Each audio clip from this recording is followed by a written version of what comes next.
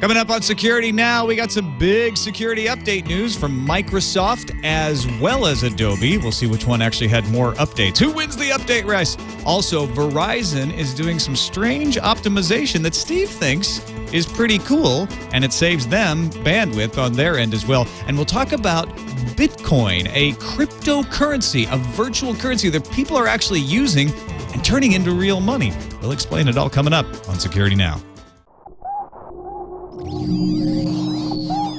Netcasts you love. From people you trust. This is Twit.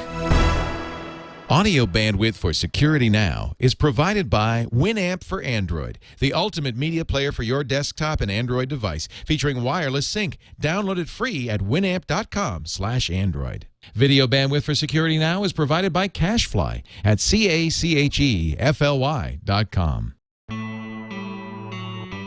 This is Security Now with Steve Gibson, episode 287, recorded February 9th, 2011. BitCoin cryptocurrency. This episode of Security Now is brought to you by Carbonite. Backing up the files on your PC or Mac is safe and easy with Carbonite. For a free trial plus 2 free months with purchase, go to Carbonite.com. Offer code SecurityNow. And by MailRoute.info. MailRoute is a secure hosted service that provides enterprise-grade virus and spam filtering to companies of any size. Try it right now, absolutely free, at MailRoute.info.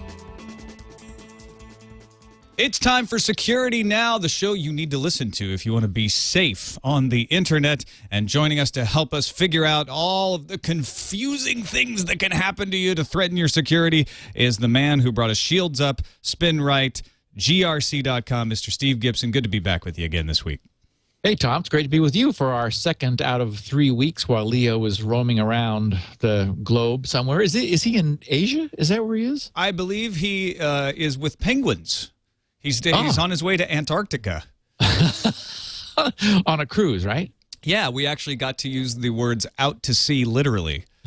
And we were talking about whether we could contact Leo. He's actually been very communicative. He did a meetup in Argentina when they stopped in Argentina, and he's been Instagramming and Twittering. So almost feel like I'm on the vacation with him, except having to work. Fans everywhere. Yeah, I know. All right, we got a really good show today. We're going to be talking a little bit about a virtual cryptocurrency. Yeah, it's something that a Japanese cryptographer, created about 2 years ago called BitCoin. And so I learned about it. I think someone sent me a tweet about it saying, hey, Steve, check this out when you get a chance. And so I, dutifully noted it, jotted it down, and had a chance over the last week to dig into it more deeply. And I'm really impressed by what they've done and by the fact that this thing really looks like it's the first solution to the concept of a distributed, non-central server, no central clearinghouse. I mean, it's like it's internet currency, which can work and is working. And there's just lots to talk about, lots of cool technology in there, which of course is our angle from the crypto side. So we're going to talk about that this week. I've always been fascinated with the idea of online currencies, even before flus came along and sort of turned it into a joke back in the dot-com days. That is like the worst example. I think that did more to set back online currency than anything else that's ever happened. So I'm glad to see that a serious effort is underway, and I can't wait to learn more about it. We also got some security news about throttling and do not track and some good stuff like that coming up in our updates as well. Well, let's thank our first sponsor for Security Now, MailRoute.info. They get rid of spam, but they also get rid of viruses because a lot of spam is just viruses or phishing attempts. You can keep all of that stuff far away from your inbox with MailRoute. Tom Johnson does a fantastic job over there. You edit your MX record for your website and tell it to send whatever mail you want over to the MailRoute servers. And then MailRoute has an algorithm that cleans out all the spam, leaves all the good stuff. I haven't had a false positive yet. I've been using it since last summer. And he says we don't have false positives. So you can go in and double check him on that. He has a vault that you can look at just to be sure. But it's a really good service. It really does work, and you can try it out for free since you're a Security Now listener. So go check it out at mailroute.info. Give it a free trial. See what you think of it. If you want to keep it, there's a discount, 10% off the lifetime of your account. You can get it for $30 per year if you're a single user, or if you're running a small business. Actually, if you're running a big business, they say 1 to 50,000 people, $2 per user per year to set it up on your entire domain. So check it out at mailroute.info. There is mailroute.com, but if you want to be one of the Twit users to get the discount, you got to go to mailroute.info. We thank them for their support. Let's get up into the security updates. We got a busy Patch Tuesday today. Yeah, well this week. Exactly, this week. Of course, last Tuesday was February 1st. So Patch Tuesday was the earliest it is able to occur in a month, that being February 8th.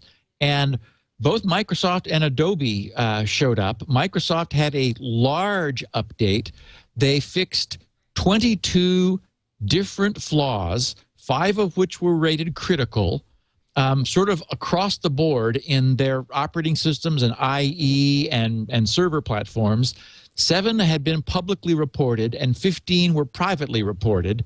And the good news is the nasty one that we have been talking about the last couple of weeks, that Mhtml flaw. Oh, the MIME one, the one that we were explaining last week. Yeah, exactly, the MIME HTML, where if you were to archive a web page which was malicious and then view it, it could get you. But there was also a way that a website could supply an MHT format page. There was a bug in the way this MHTML was parsed. So that, and I'm really pleased, that was fixed. Now, we weren't sure it was going to be fixed, were we? No, because it was it was a short period of time just before this Patch Tuesday. So, it's interesting because sometimes Microsoft really seems to be asleep at the switch, and sometimes they just jump on it. So I think they probably really wanted to avoid an out of cycle patch. This thing was being exploited in the wild. It was a 0-day exploit that was first discovered when it was being used to attack people. So, they had that little quick fix, which we talked about last week. And with the effect of applying that, our listeners may remember, is only to disable the scripting in MHT archives, which I would argue you could very well just leave off. I was going to say, is that a good idea to have on anyway? Yeah, exactly. It's like many things which default on, and which, if we knew better, we would just always had them off. And of course, if people had them, they would have never been potentially vulnerable to this problem. So I would be inclined just to leave it the way it is. If you did disable it, in any event, you'll have to do a reboot, because this thing is actually part of Windows proper more than IE, although IE was the vector for exploitation. So that got fixed. Also, there was a long-standing and kind of well-known flaw in Microsoft's Internet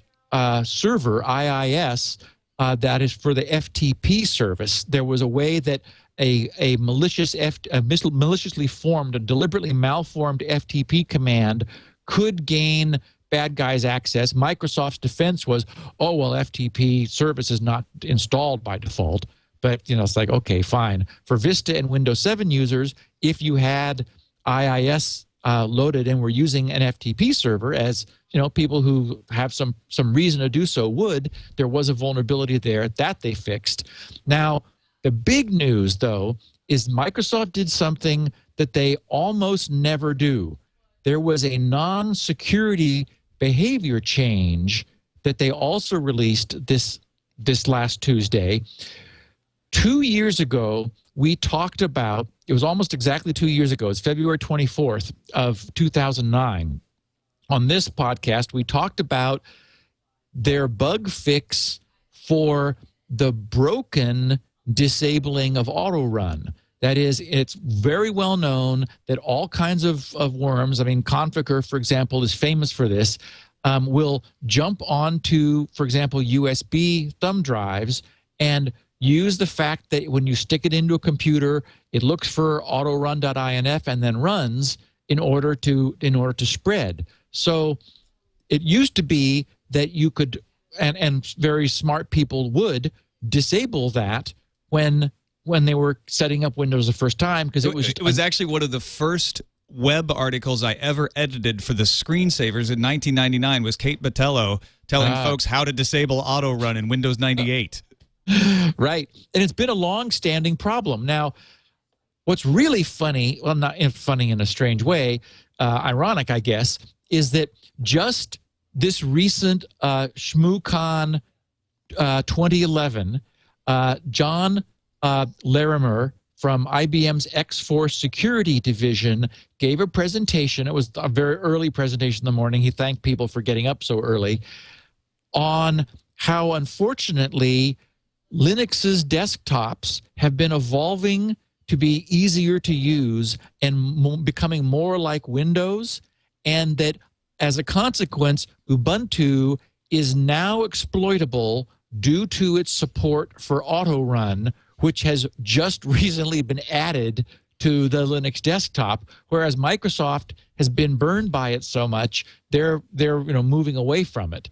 So that is an oddity. It is the classic tension between ease of use and security, though, right there playing out in real life. Well, and that's why Microsoft so infrequently takes away anything that they have previously had. They're so reticent to remove functionality, but this auto run problem with USB is a persistent problem. So what happened was in February 2 years ago, they fixed the bug where it wasn't actually disabled the way we thought it was. And then they came back in August 25th of 2009, and they, for the first time, they created an optional security update that would, for people who wanted to run it manually, would essentially do this for them. It would stop autoplay functionality on USB, on external hard drives, and on network shares, all of which were being exploited for various purposes. The big news for this Tuesday is that they rolled it out formally as part of their normal Windows update process. Basically, it's installed non-optionally, and it turns off autoplay for USB devices. So that's huge. What that'll mean is, the downside is people who have been dependent on that will find that something that they're used to no longer works. They'll have to manually run, set up or install or auto run INF, whatever it is, however they normally would be starting something that on a removable device that they plug in, as opposed to it happening automatically. Now, there are many USB devices which emulate a CD, and those will continue functioning. So okay, so this is not turning off all auto run, which is what I've seen a lot of people interpreting this as. It's turning off auto run for certain configurations, if you will. Precisely. CDs and DVDs will still autoplay as they did before, but USB sticks, unless they emulate a CD, in which case Windows thinks it's a CD and will autoplay it. Unless it emulates a CD, then Windows is just, from this point on, saying, nope, we just can't take the risk. Users are going to have to, run this stuff manually, because so there's no way to turn it back on. It's just disabled. I didn't pursue that. I'm sure you can. I'll bet you could go back into the registry and manually re-enable the switch. Yeah, okay. Re-enable autoplay. I'm sure you could turn it back on. So what Microsoft is saying is, if you haven't manually disabled it yet, we'll disable it for you. If you want to come back later and turn it on, fine.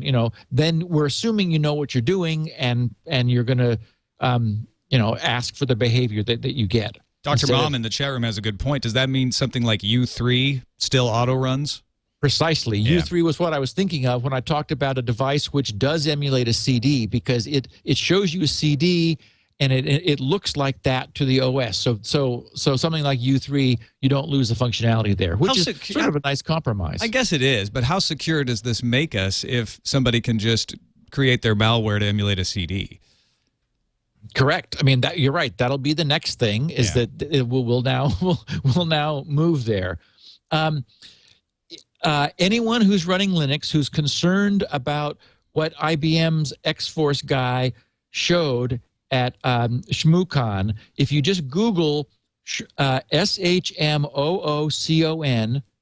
2011 and then auto-run attacks against Linux, probably you could just do auto-run attacks against Linux, but that'll bring up, that's the title of this, a 51-minute YouTube presentation of this guy's talk. And the point he's made is that in Linux, as in other operating systems, but specifically targeting Linux for his presentation, when you stick a USB device into a contemporary Linux desktop, all kinds of different levels of driver are engaged in order to connect with and recognize and mount the drive into the file system. And many of those devices, he contends, have not nearly been examined for exploitability as much as we would like. And he demonstrates taking over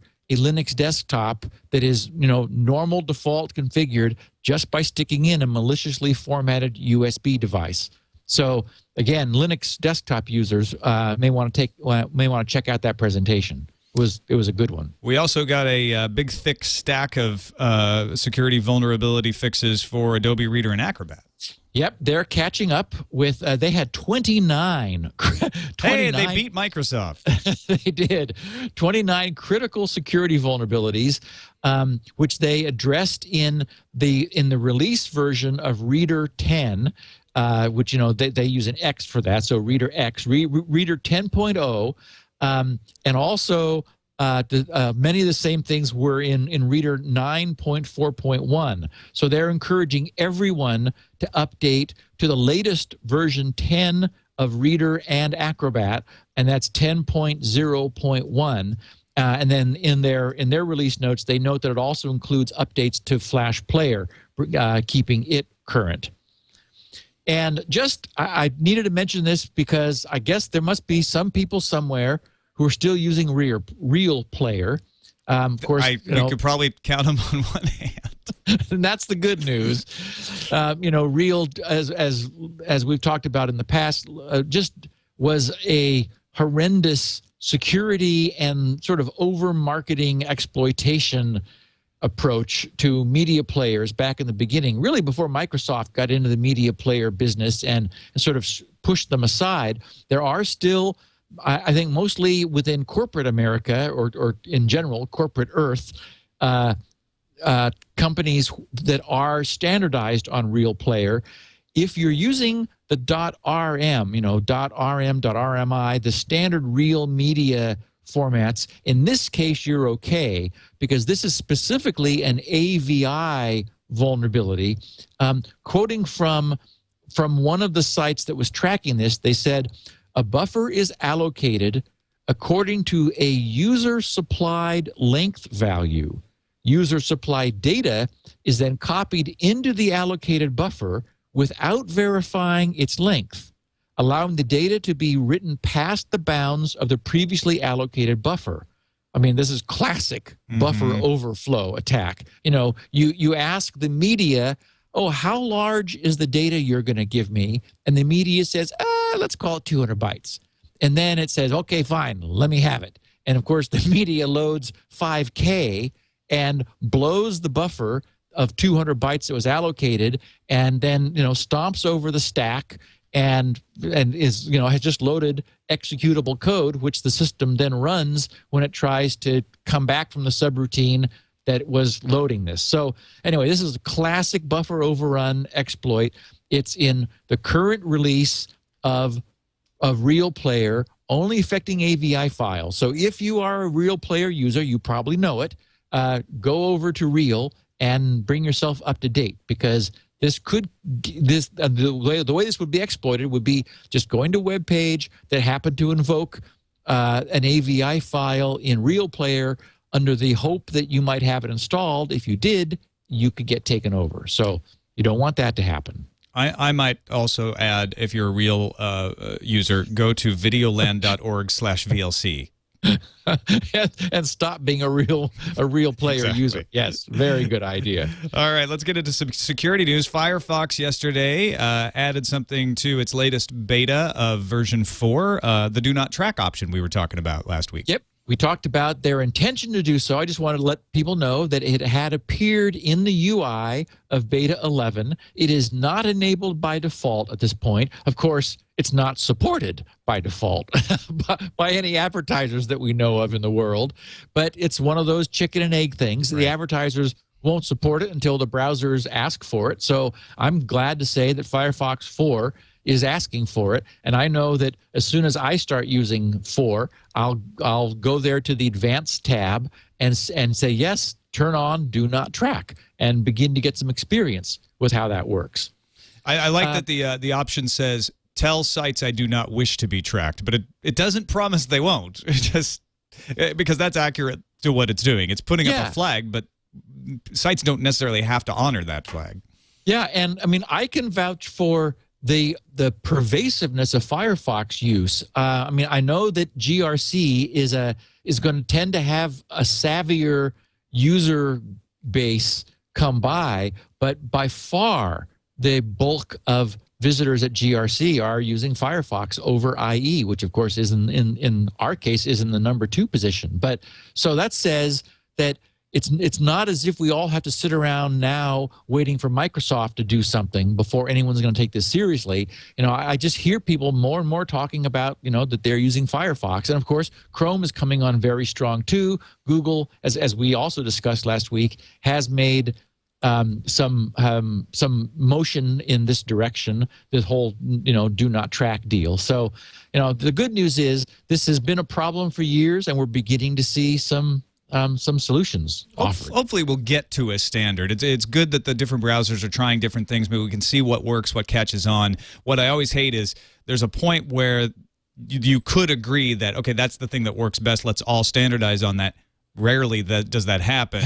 Usually we go through a long march of everybody sticking to whatever it was they started with. So, well, which we already have, for example, with NoScript that has its own format of do not track, different from what the Mozilla folks adopted, unfortunately. Right, exactly. Within the same browser, even. Within the same browser. So like Giorgio, when Mozilla announced this, Giorgio, the author of NoScripts, was, you know, he posted immediately, said, you know, I already put this in here. Happy to have you guys use the same header, but why not use the same header instead of use a different header? So now, you know, the query that it has of a query from Firefox of version 4 beta 11 that has the Mozilla do not track turned on and is using NoScript with Giorgio's options turned on will have multiple headers saying the same thing in different ways. And nobody listening. Exactly. Nobody listening at this point. Exactly. All right. Verizon is coming out with their own version of the iPhone this week, and they have very quietly announced some new policies regarding throttling the top 5% of data users, as well as some what they're calling content optimization. Yeah, which I thought I wanted to mention this just because I thought it was the details of content optimization I thought was really interesting. They said on a PDF that they made available on their site, quoting first this issue of bandwidth throttling. Just I wanted to bring it to our users, to our listeners' attention for any of those who would be affected. They said Verizon Wireless strives to provide customers the best experience when using our network, a shared resource among tens of millions of customers. To help achieve this, if you use an extraordinary amount of data and thus fall within the top 5% of Verizon Wireless data users, we may reduce your data throughput speeds periodically for the remainder of your then current and immediately following billing cycle to ensure high-quality network performance for other users at locations and times of peak demand. Our proactive management of the Verizon wireless network is designed to ensure that the remaining 95% of data customers aren't negatively affected by the inordinate data consumption of just a few users. You know, this is a replacement for keep maintaining your network at proper capacity. They're worried that they're going to get some bad press if their network gets clogged, and so what's an easy way to do it? Throttle down some people, but if you want to do that, you got to put a policy in place that explains who you're going to throttle down. So this doesn't, a lot of people are saying, oh, if you're in the top 5%, you'll be throttled for 2 months. That's not exactly what they're saying here. They're saying we reserve the right to periodically throttle you, basically when we need to.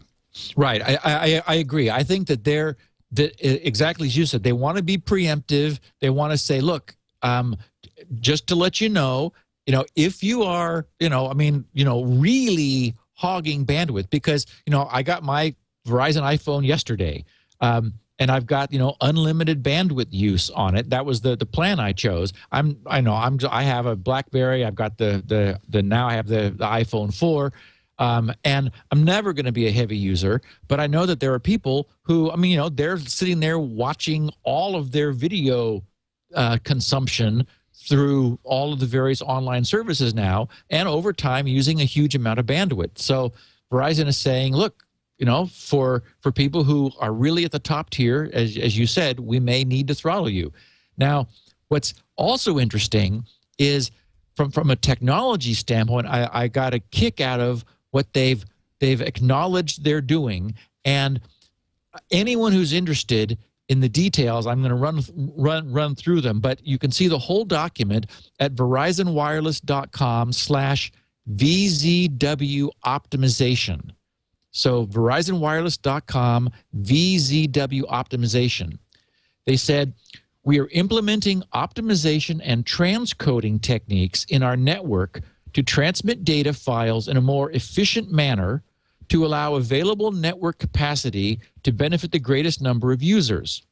These techniques include caching less data, using less capacity, and sizing the video more appropriately for the device. The optimization process is agnostic to the content itself and to the website that provides it. So they're making clear they're not wanting to go upset all the net neutrality people.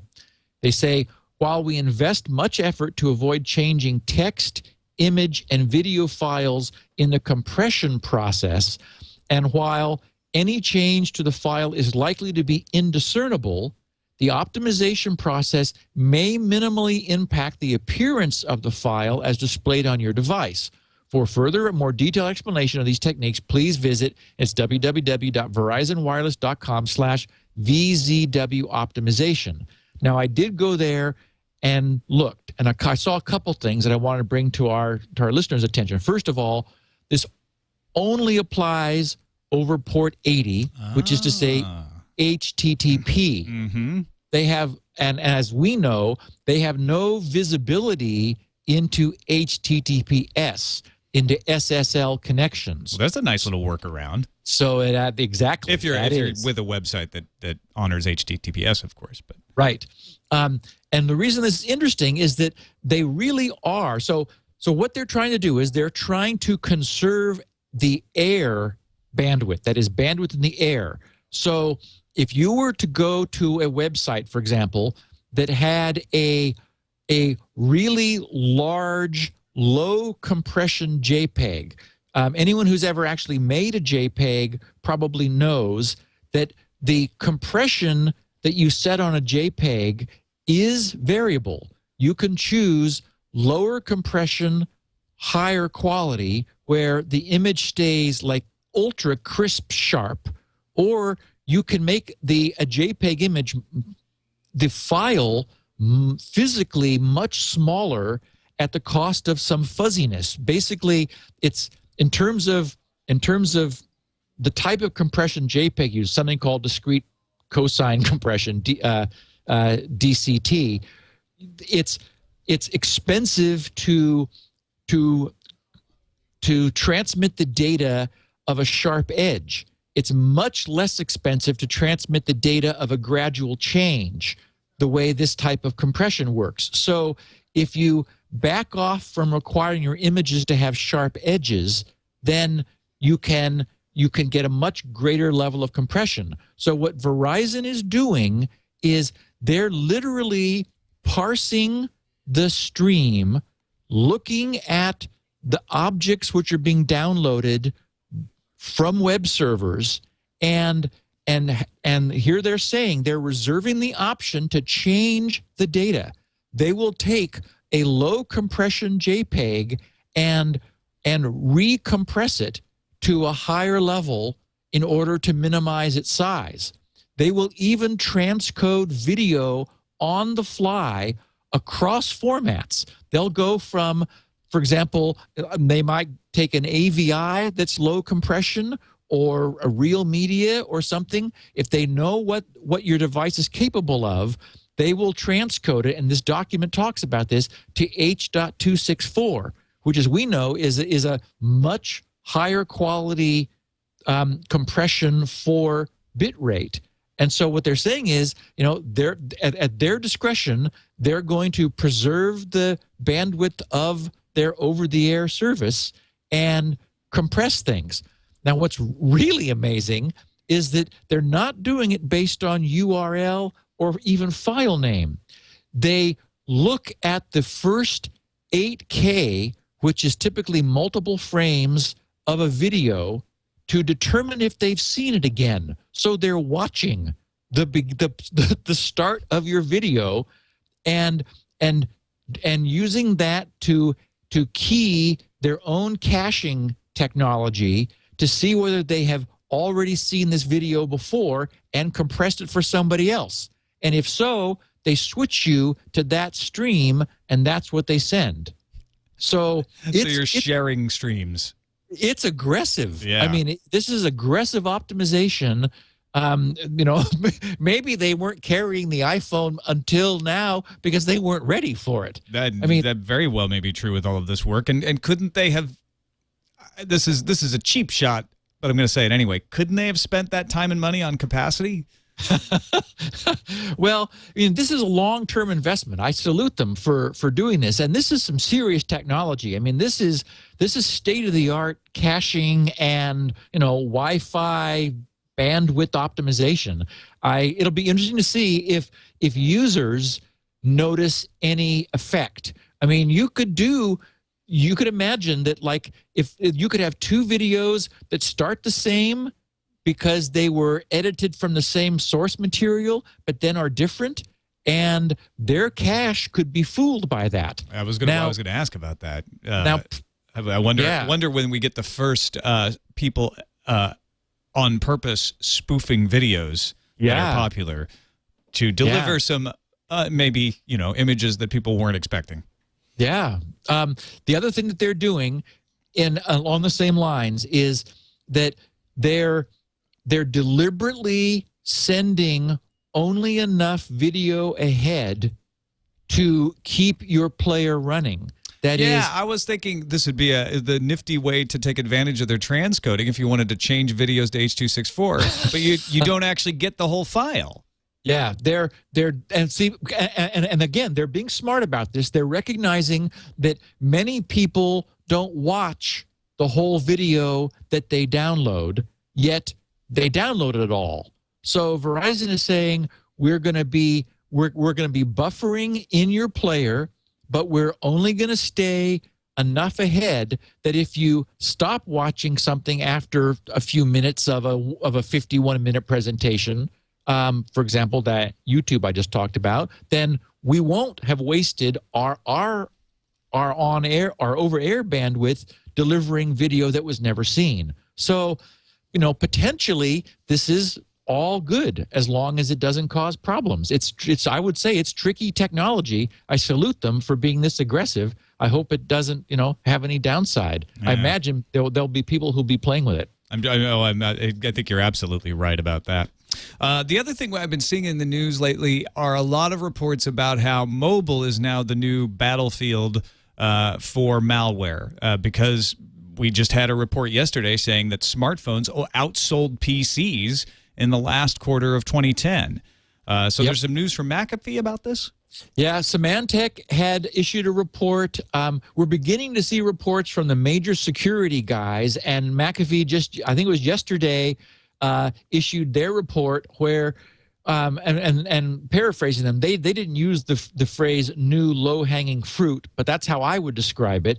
What's happening is that, PC technology and Windows specifically, because it's been such a target for attack. I mean, this podcast is in its 6th year. Leo and I have been talking about Windows security, internet security, security, every single week for 6 years.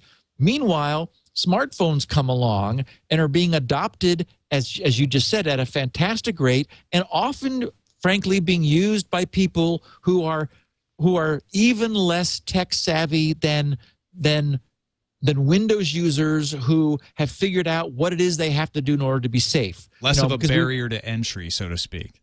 Yes, and maybe there's even more temptation. Maybe it's just that people aren't yet as afraid as they need to be about phones, but arguably a smartphone, we know that it's running a full operating system now, given all that they're able to do, but the thing that malware wants more than anything else is connectivity.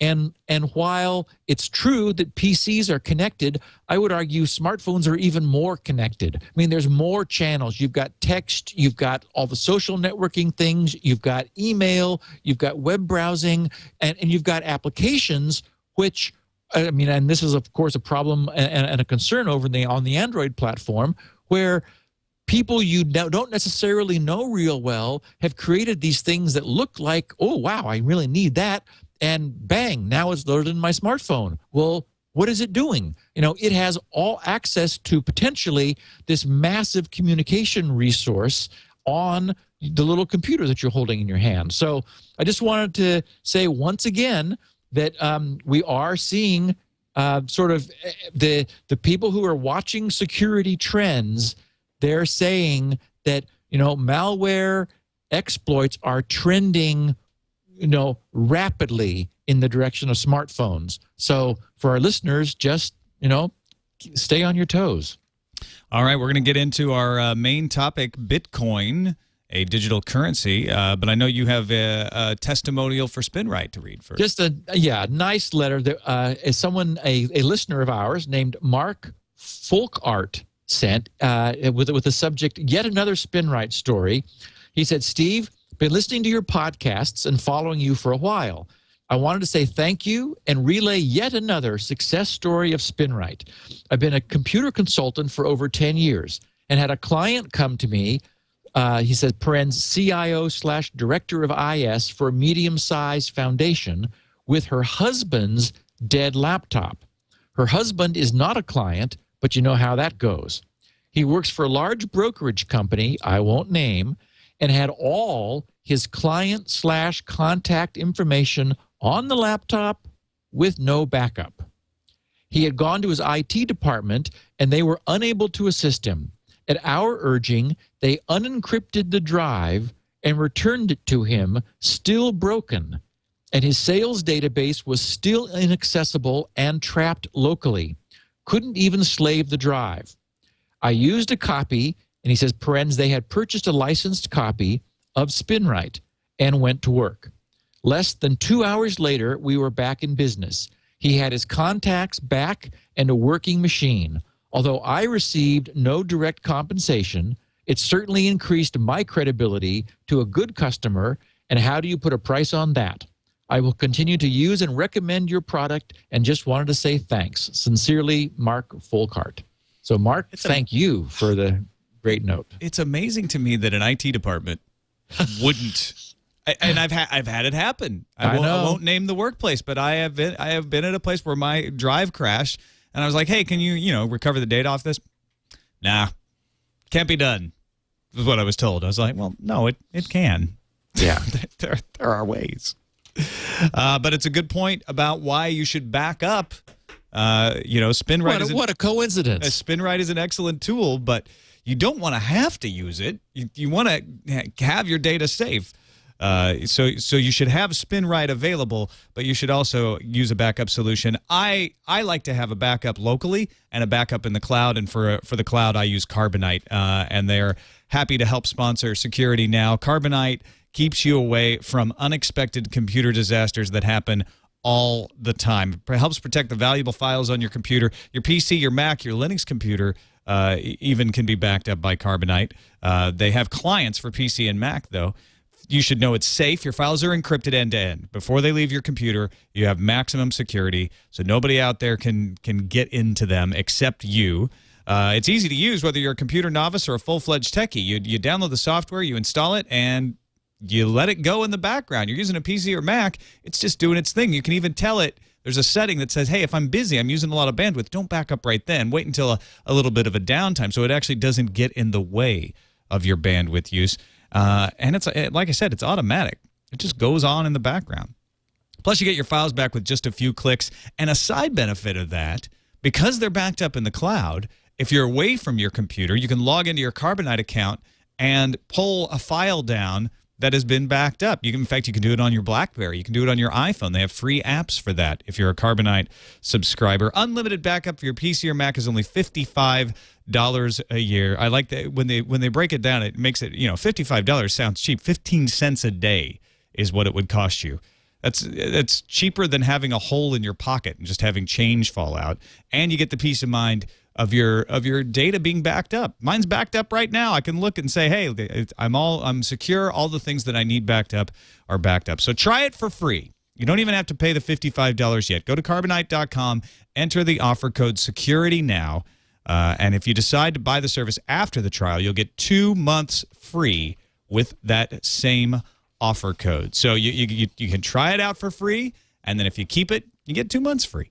Be sure to sign up for the free trial from the home page to get those 2 months free. You don't need a credit card either to try it out. Just go Carbonite.com, enter that offer code SecurityNow, start backing up, and realize how easy it is and how secure you'll feel. So our big topic today is Bitcoin. We call this a cryptocurrency. It's really, really clever. The reason that I sort of fell in love with this for the moment is as I plowed in, I just got a big kick out of the way that the many problems associated with a sort of a floating currency, meaning a currency that isn't anchored by any central bank. There's no state sponsorship for it. It's a real thing. Anyone who's interested, and I would encourage our listeners, if this podcast and what they hear about it makes them curious, go check it out. You just put Bitcoin into Google, and you'll start seeing pages of stuff. And about 2 years ago, the project was registered a little over 2 years ago by a Japanese cryptographer, Satoshi Nakamoto. And it's an open source project on SourceForge, so none of this is black art stuff. The goal is to really to offer it an honest to God, non-hobby level, but industrial strength, internet-based, peer-to-peer currency where real value can be exchanged between two parties without any intermediary being involved. And that's one of the trickiest things because you've got all kinds of problems. First of all, where does the currency come from?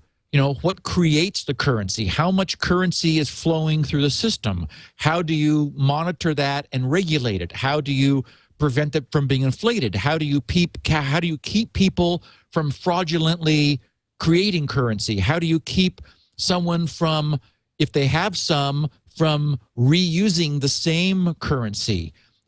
All of that has been solved with this system in some very clever and very new ways, which is what which is really what captivated my attention on this.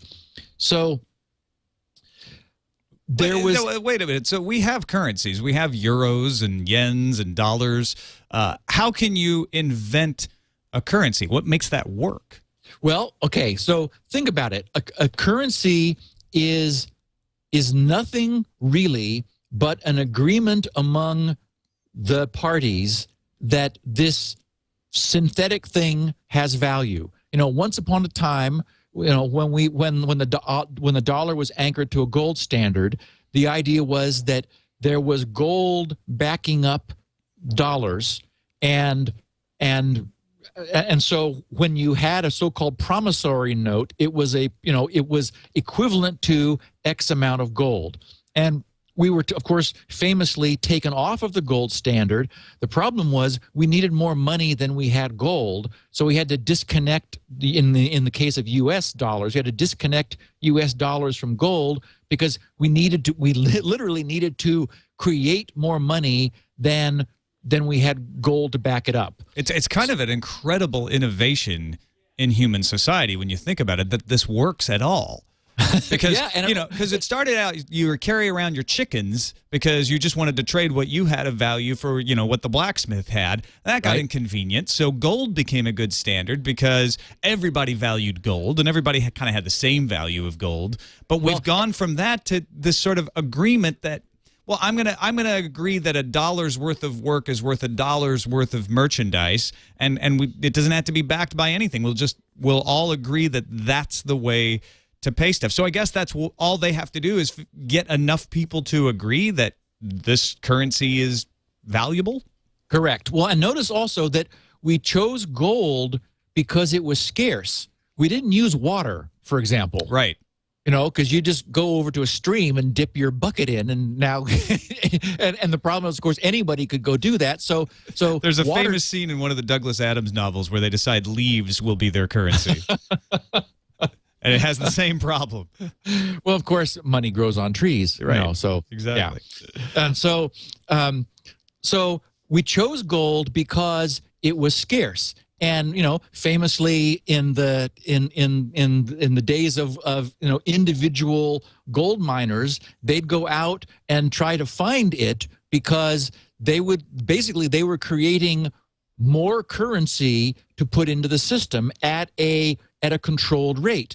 And initially, when there was lots of gold around, we were digging it up and turning it into bars and coins and so forth. And over time, it became increasingly difficult for us to find more gold. So it became increasingly scarce, and its value has increased. So and in some ways, we have a virtual currency with the dollar and the euro and all of these. And in some ways, that is a little more fair because someone can't just go out and find a bunch of money, well, unless they're robbing a bank, I guess. But you can't just go digging in the hills and luck into a bunch of money. It has to be earned in some manner. Right. So what has been created with Bitcoin has all of these attributes. There is this concept of Bitcoins, the currency in the same way that the abbreviation for U.S. dollars is USD and euros is EUR. Bitcoin's abbreviation is BTC, Bitcoin, BTC. And this network of computers exists now on the internet, peer-to-peer. You can go to bitcoin.org and download a program for Windows, Mac, and Linux, which is open source, and install it on your computer and tell it to start generating Bitcoins. That is, literally start making money. So you are making money out of nothing. Well, just by being a member. I mean, how does this? This sounds like some sort of BitTorrent situation. I know it sounds wacky, but yeah. So you are making money. The way you make money is by processing transactions within the Bitcoin system. So, and this is complicated, but unfortunately it needs to be complicated in order to be robustly secure, which it really is. There is in the FAQ at bitcoin.org org, in the FAQ there's a link to the original PDF that that Satoshi wrote that describes in greater detail how this works. But the idea is that you want a transaction trail of every single transaction between two parties that has ever occurred. And they're occurring all the time. Now, this is not just, this currency is virtual, but it has been anchored now to real currencies. There are websites that will trade real currencies for Bitcoins. They at this point in time, about 2 years after it was launched, the current currency trade of U.S. dollars for Bitcoins is about 1-to-1. I think it's like 93 cents for a Bitcoin. And there are organizations which accept Bitcoin payments. The EFF, the Electronic Frontier Foundation, accepts donations in Bitcoin currency. There are programmers who will work and accept payment in Bitcoins. There's a I think it's called a trade link at bitcoin.org that shows a page of lists of all the currency exchanges that exist now, and then a growing number of organizations and companies that will accept Bitcoin currency as real. So I know this still sounds all okay. Let's back up a little bit here. If I can just create by running the program money, aren't we running into the leaves and water problem where we just get runaway inflation and the currency is valueless? So yes, except that it's all controlled. It is the way it functions is that new coins, new Bitcoins are generated on the network when a node, and for example, if you're running the program, you are one node. When a node finds the solution to a hard problem. Now, this is really very clever the way this works, because it prevents people from being able to create currency at will. Back in 97, I think it was 1997, someone named Adam Back came up with a concept for anti-spam, which he called proof of work. The idea was that spammers function because they're able to just spew out email at virtually zero cost. It doesn't cost them anything to send out email. So as a consequence, we're all being deluged with email, which it's expensive for us to receive, not expensive for them to send. So Adam said, what if we come up with a way of making it expensive for someone to send email? And the way we do that is we create a computational burden, which we don't have the technology to short circuit, where they have to do a substantial amount of work in order to sort of validate an email. And on this show, we've talked about hashing a lot. Hashing, of course, is a valuable technique that takes an arbitrary length input and hashes it down into a so-called a digest of a fixed length. So imagine take SHA 256, which is the secure hashing algorithm, which produces a 256-bit result. Imagine if, in order to qualify for sending email, you have to hash the email header such that some number of the first bits out of the 256 bits are all 0. So if you just hash an email header at random, the most significant bit has a 50% chance of being a 1 or a 0. So you increment a sort of a fudge factor and then hash it again, and until you get that first bit that's a 0. But say that say that to qualify, the header has to have a hash where the first 20 bits, for example, are all 0. Well, it's going to take 2 to the 20 operations to guarantee that. So an average, half that number of hashes have to be tried. So the idea is this forces someone to do a huge amount of work trying to fudging the header in order to get all, like the first X number of bits of the hash to be 0. So in practice, you could set the difficulty so that it might take somebody 2 seconds to do the work on a 1 gigahertz PC. But that would mean that it takes a spammer 2 seconds per email, which is vastly more computation time than it takes them now. And so on an individual basis, you don't notice that much. Exactly. But if you are trying to send, vast amounts of email, which I guess could negatively impact legitimate bulk email like newsletters and things like that too. And actually, that's exactly why the idea did not take off, was that it was still, while yes, it would be burdensome for spammers, exactly as you said, there are legitimate mass mailers, and if we did anything to allow them through, then the spammers would come through too. So it had to be all or nothing, and it was too much work for legitimate mass mailers. But it was a really interesting concept, and Satoshi borrowed that concept from that Adam Back proposed back in '97 for this. So here's the way it works.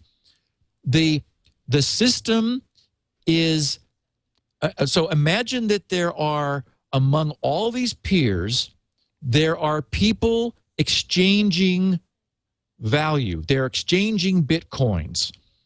A Bitcoin exchange is somebody wants to send somebody else some Bitcoinage. So they have the whole system works with a asymmetric key system, a public key system, where they have both a public key and a private key.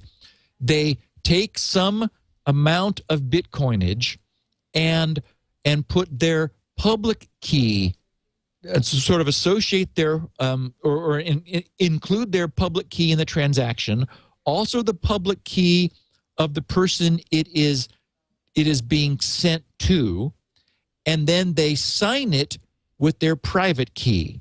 So what that creates is that creates a transaction that only they could have originated, because they're the only ones who have their private key, which they keep secret. That transaction is broadcast into this peer-to-peer network to all the nodes in the network, and everyone's transactions are broadcast.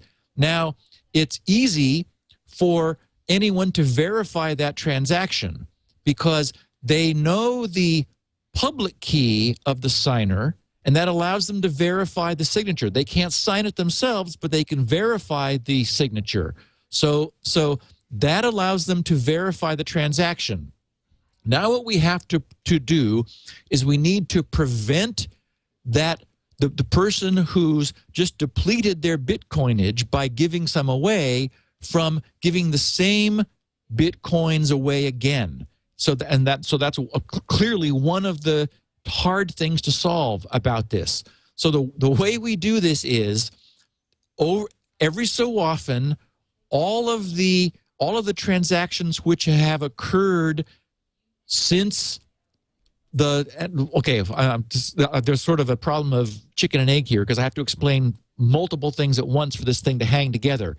There's this notion of blocks. A block is a collection of transactions which have been sort of adopted by the network. The block, which is this collection of transactions, is the thing which work is done to create. In the same way that I was talking about work being done to create this special hash for email headers, the work being done to create this block is what all the nodes on the network are busy doing. So all the nodes receive transactions, and a block is chained to all the previous blocks by taking the hash of the previous block as part of the next block, which means that essentially you have a forward-moving chain of blocks which are linked by the hash of the previous block. There is a genesis, what's called the genesis block, which was created on January 3rd of 2009. So just a little over 2 years ago, when the system began, there was an anchor block which is embedded into the all of these nodes into the code in the nodes. When someone downloads the program and turns it on, they go to an IRC chat room. That is, the code autonomously goes to an IRC chat room, joins the room, and that's how it learns about all the other nodes or many of the other nodes on the network. It then interconnects to them and receives the entire history of all previous blocks. That is, this blockchain anchored by the Genesis block all the way to the most recent block that anyone has created. So, and that sounds like it could become computationally extensive over time, though, right? Yes, except that there's another clever thing that it turns out there's a way to compress these so that once the blocks are old enough and no one cares about the individual transaction details, then you no longer really need to care about them. The idea is you need the transaction details long enough to make sure that nobody so that the transaction details are available in the network so that no one is able to reissue the same Bitcoins again. But at some point, then it becomes impossible for them to, because the blocks become old enough, and you do not need to. It turns out you're able to compress these blocks and make them a lot smaller. So, and I think the growth rate is estimated at something like 4.2 megabytes per year would be the maximum amount of storage that this architecture requires. So it ends up really not being very much over time. So what happens is there's this sort of chain of blocks.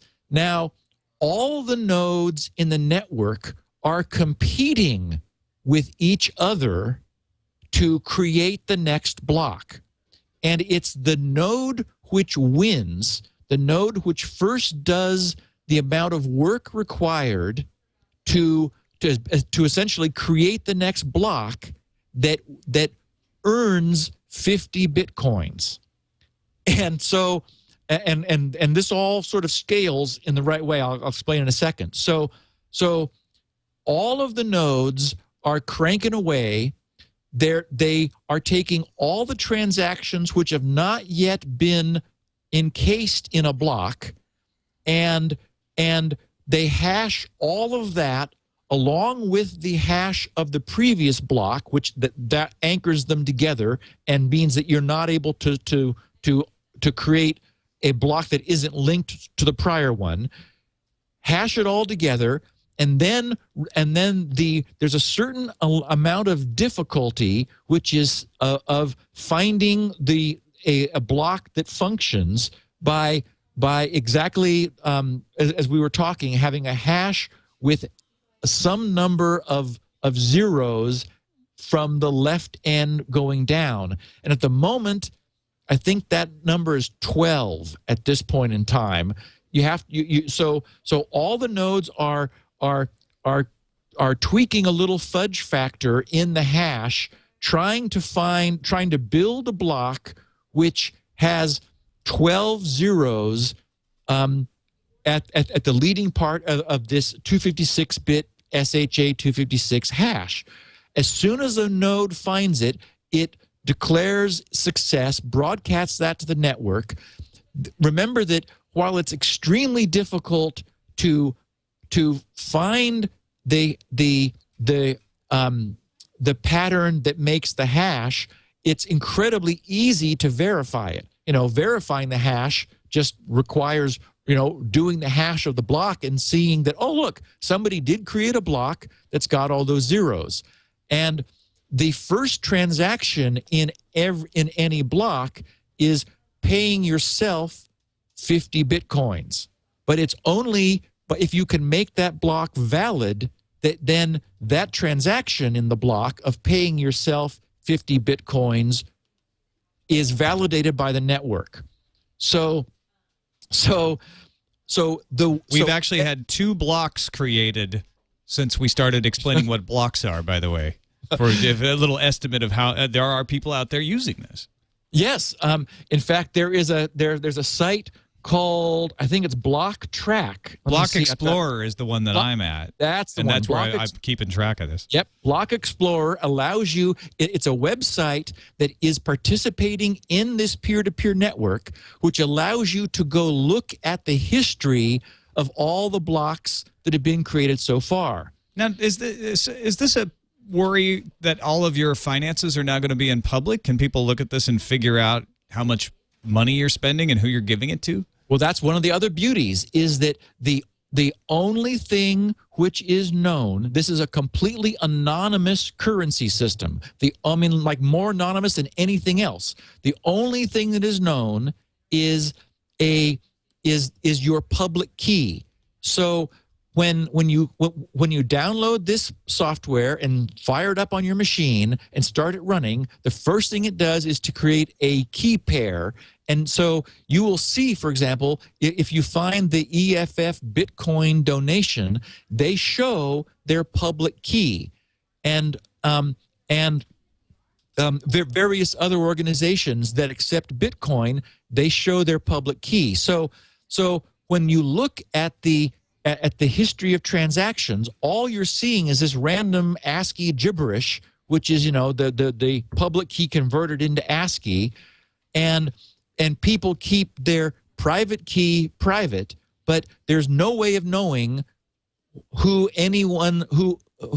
is behind any public key. And the Bitcoin client will happily produce key pairs till the cows come home. You can make more key pairs anytime you want. So there's not even any way to track somebody by like, oh, look, there's the same guy who did a transaction here, he did it here. Only if you did not create another public key would that be the case, but you are free to create new, essentially the public key is a temporary, pure binary representation of you, which you're free to retire and create a new one anytime you want. I just downloaded it and started it. It's not creating. It says I'm not connected. It's not creating anything. Is that because I'm not in idle time? It has to be idle to start generating those coins automatically? Well, yes. And, okay, so many things have happened in the last 2 years. First of all, this began to get traction, and people began having fun with this. The way the system works is, and I need to get this right, is the coin creation rate is 300 coins per hour within the entire system.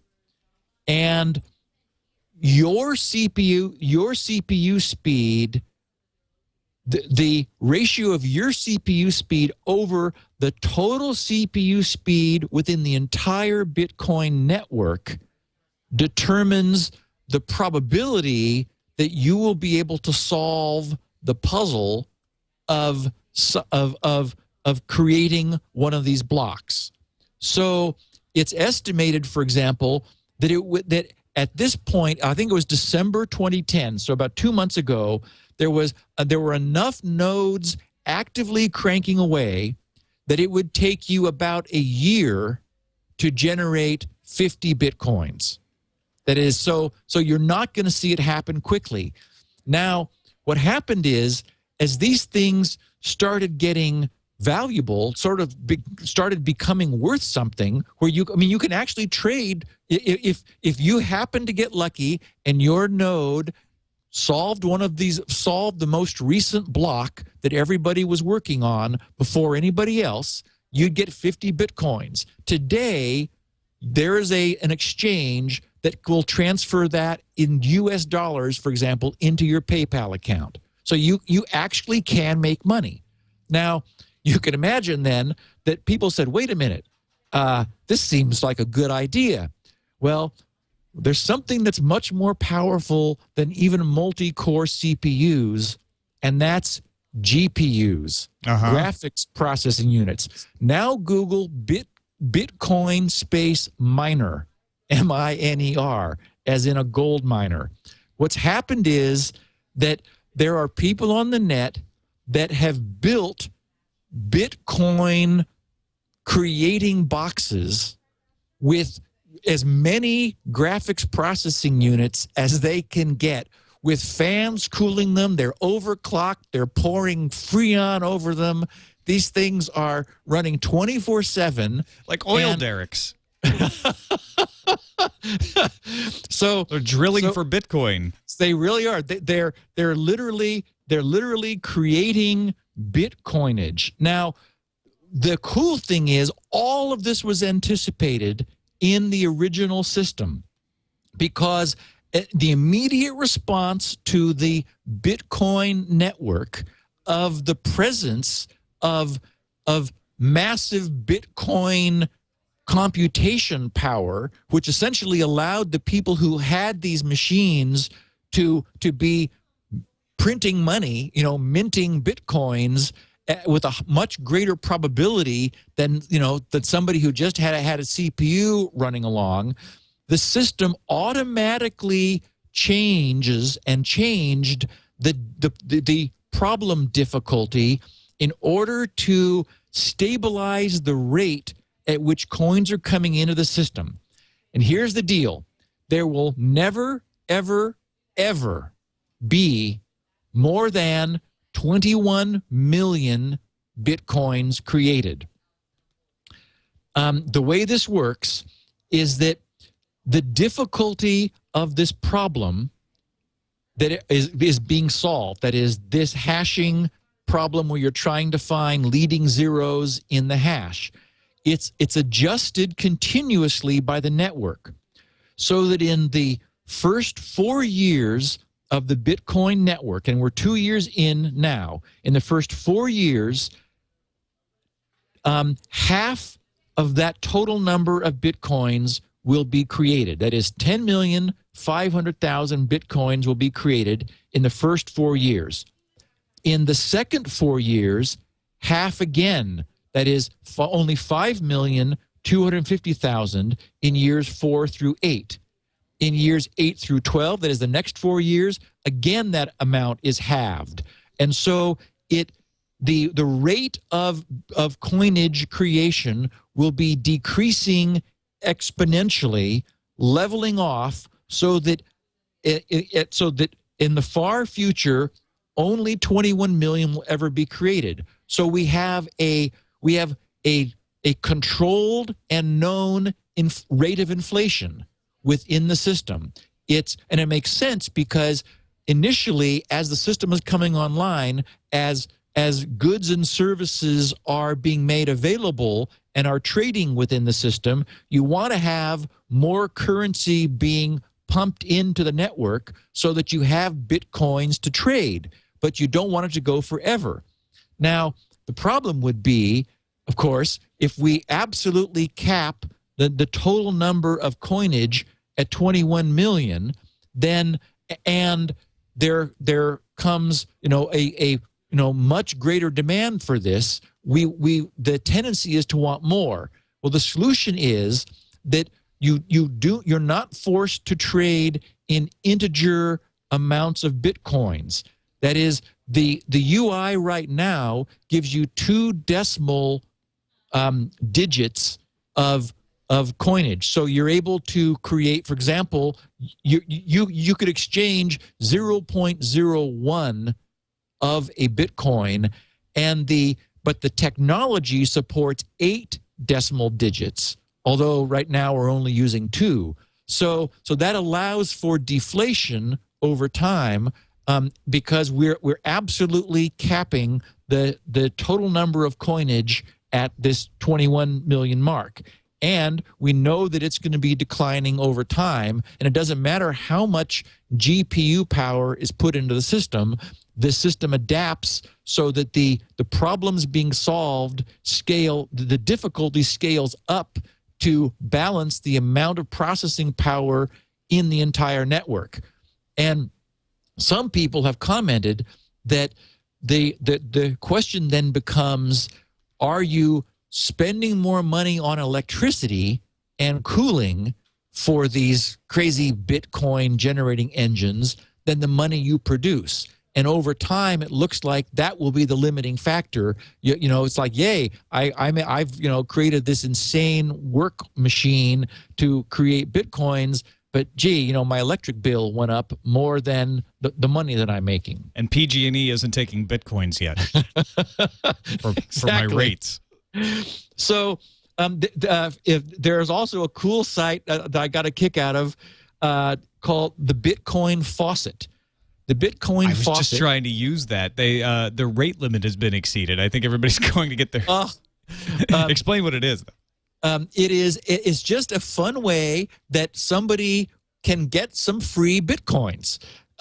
People who have them can donate them to the site, and the guy thanks you very much.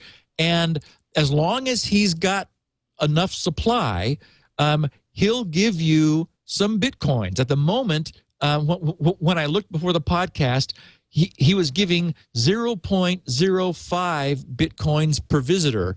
When his balance of available Bitcoins that he's able to distribute for free is high enough, he increases that. But if he falls below a certain mark, he decreases it in order to conserve his supply. There's an online buyer and seller escrow service so that 2 people are able to agree that they're each happy with the exchange of whatever it is they exchange, for example, in the real world, in order to allow a Bitcoin transaction to occur. There are a number of online exchanges where you're able to buy and sell Bitcoins. There's online charts where you can look at the rate at which Bitcoins are being bought and sold and their relative currencies. This is available in a huge number of currencies and a whole bunch of languages. And essentially, it is extremely cool crypto, which, this has been pounded on and looked at, and it looks to me like the guy has solved the problems and has created a virtual currency that floats all by itself, that is completely private, that obviously you need somebody who's going to agree with you that you want to exchange this coinage, but this thing exists and it's taking off, and I wanted our listeners to know about it. Oh yeah, that's very cool. Really fascinating stuff. I've been playing with it while we've been talking too. I have no balance though, and I can't. The faucet is off right now, but at least I'm connected finally. So. I hope so it did. You did find your network. Yeah, I finally found the network. I have no connections yet, though. But it is connected. One of the things they recommend, if our listeners want to play with this, is you will get much better connectivity if you do port forwarding of port 8333 from through your router, which typically most people have, or your firewall to the application. Okay. That way, other nodes that are informed about you are able to make incoming connections to you, and it's not just you making outgoing connections to them, and that'll allow you to participate in the network. But I would encourage our listeners to poke around as you have been, Tom. There are pictures of these people's GPU boxes that they've made with all these fans all over them, and discussions about the giga hashes per second in the network. I'm trying to think. I made some notes about it somewhere about the the average rate of block creation.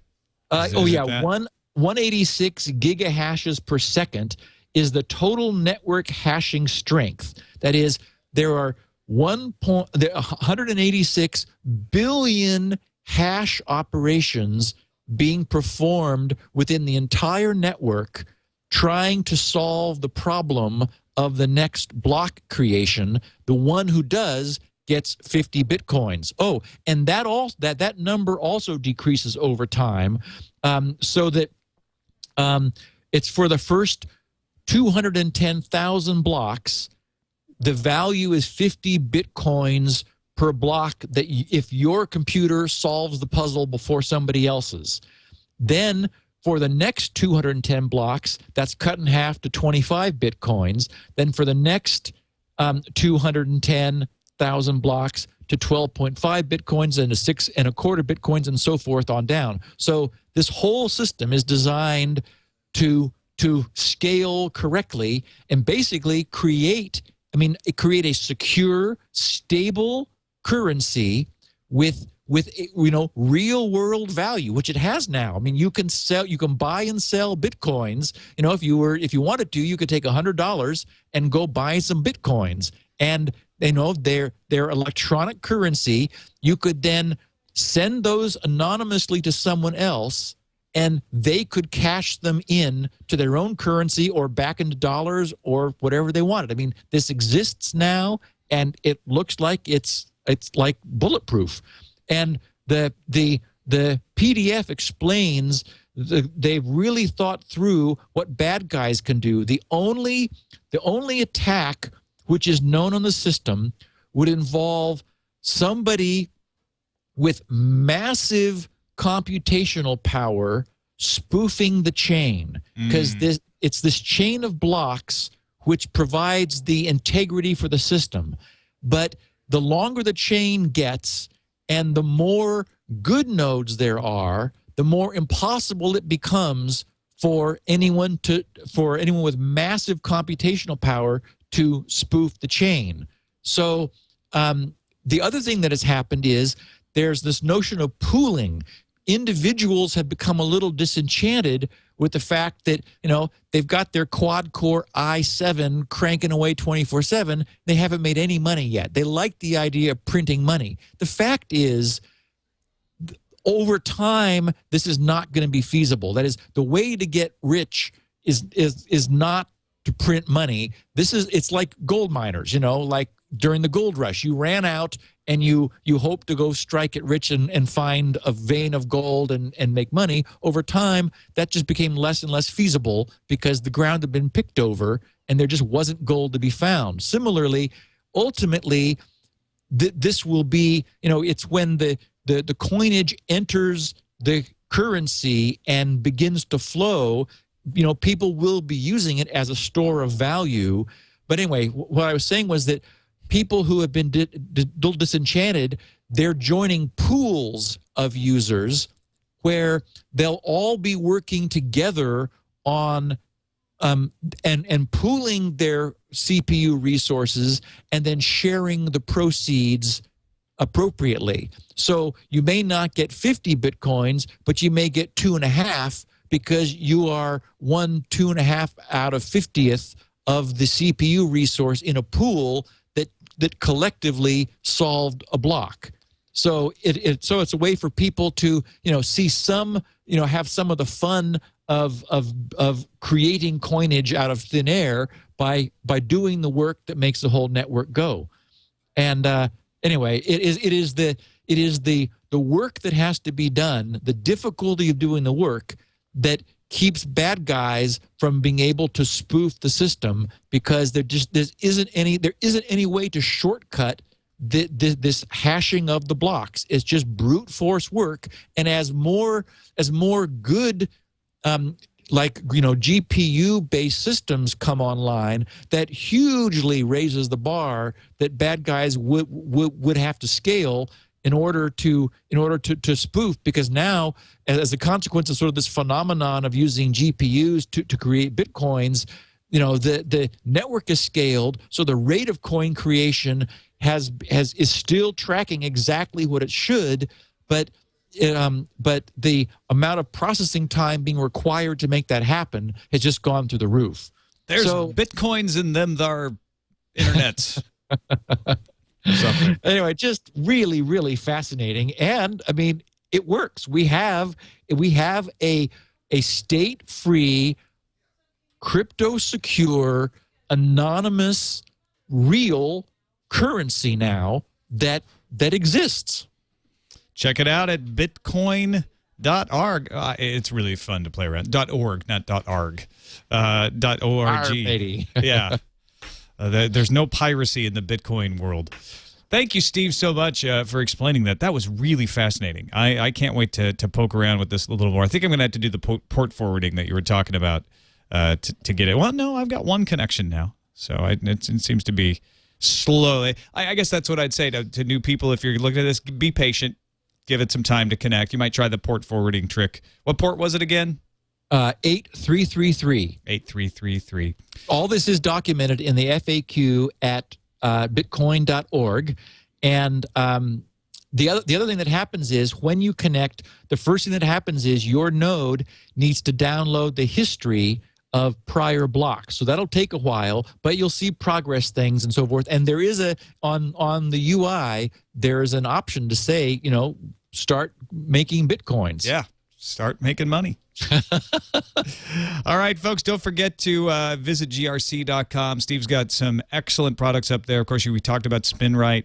I've used Shields Up over and over throughout my years since you created it to make sure that there's not any ports open that I don't want opened, and all that stuff. Also, it makes you feel really good when you are locked down, because you have this great, I don't remember exactly how you phrase it, but you have this like, that's impressive. I couldn't see a single port.